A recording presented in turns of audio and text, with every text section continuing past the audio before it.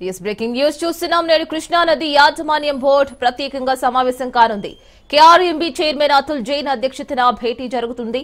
మరి ఈ సమావేశంలో ఏపీ తెలంగాణ రాష్ట్రాల నీటి వాటాలపై అధికారులు చర్చించనున్నారు. అదేవిధంగా సాగర్ కుడి కాలువ నుంచి నీటి విడుదల, తెలంగాణ ఫిర్యాదుపై ఆఫీసర్స్ చర్చించనున్నారు.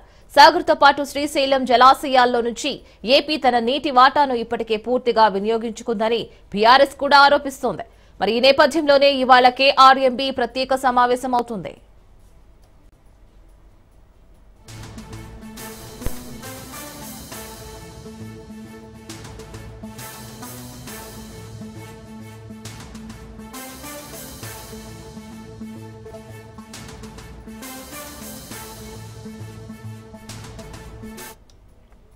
బ్రేకింగ్ న్యూస్ చూస్తున్నాం. నేడు కృష్ణా నది యాజమాన్యం బోర్డు ప్రత్యేకంగా సమావేశం కానుంది.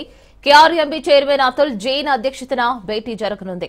మరి ఈ సమావేశంలో ఏపీ తెలంగాణ రాష్ట్రాల నీటి వాటాలపై అధికారులు చర్చించనున్నారు. అదేవిధంగా సాగర్ కుడి కాలువ నుంచి నీటి విడుదల, తెలంగాణ ఫిర్యాదుపై ఆఫీసర్స్ చర్చించనున్నారు.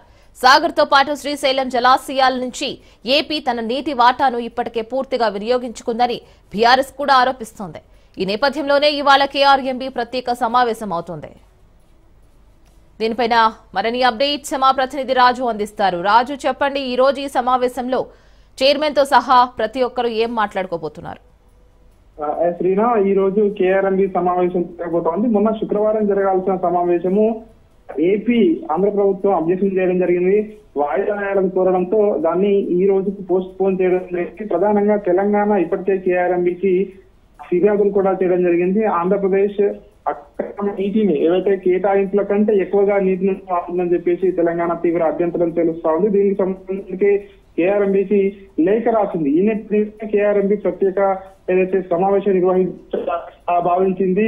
ఆ చైర్మన్ అతుల్ జైన్ ఈ రోజు మధ్యాహ్నం హైదరాబాద్ లో యొక్క సమావేశం జరగబోతా ఉంది. ప్రధానంగా ఏదైతే నాగార్జున సాగర్ కాలువ నుంచి నీటి విడుదల కావచ్చు, అదేవిధంగా ఇటు శ్రీశైలంకి సంబంధించి నీటి విడుదల కావచ్చు, తెలంగాణకు సంబంధించి నీటి విడుదలను ఏదైతే కేటాయింపులు ఉన్న ఏదైతే నీటిని కూడా వాడుకోలేని పరిస్థితి ఉందని చెప్పేసి కూడా చెప్తా ఉన్నారు. విధంగా ఏపీ ఏదైతే కేటాయించిన దానికంటే ఎక్కువగా నీటిని వాడుతుందని తెలంగాణ అభ్యంతరం చెప్తా ఉంది. దీనికి సంబంధించి ఇప్పటికే పలుమార్లు టెలిమెట్రీ విధానం పెట్టాలని తెలంగాణ ప్రభుత్వము కేఆర్ఎంబీని కోరడం జరిగింది. అయితే దీనికి ఏపీ ప్రభుత్వం సుముఖంగా లేనట్టుగా కూడా తెలుస్తా ఉంది. టెలిమెట్రీ విధానం అమలుకు ముందుకు రామని చెప్పి ఏపీ అంటా ఉన్నట్టుగా కూడా తెలుస్తా ఉంది. అదేవిధంగా ఏదైతే ట్రిబ్యునల్ ముందు ఇప్పటికే వాదనలు చాలు రాష్ట్ర ప్రభుత్వం కూడా వినిపించడం జరిగింది. తెలంగాణలో 60% కృష్ణా నది తీర ప్రవాహం ఉంది కాబట్టి తెలంగాణ గతంలో కేటాయించిన 299 టీఎంసీల కంటే ఎక్కువగా కేటాయింపులు జరగాలని చెప్పి తెలంగాణ డిమాండ్ చేస్తా ఉంది. ఉమ్మడి ఏపీకి కేటాయించినటువంటి 811 టీఎంసీల నీటిని ఏవైతే ఉన్నాయో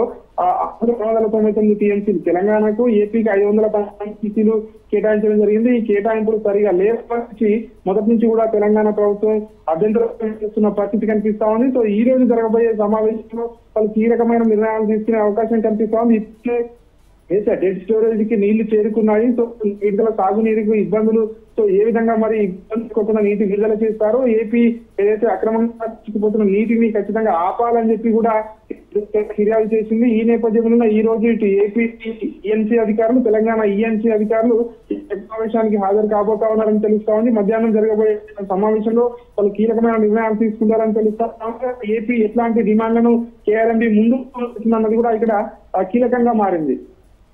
రైట్ రాజు, థ్యాంక్ యూ.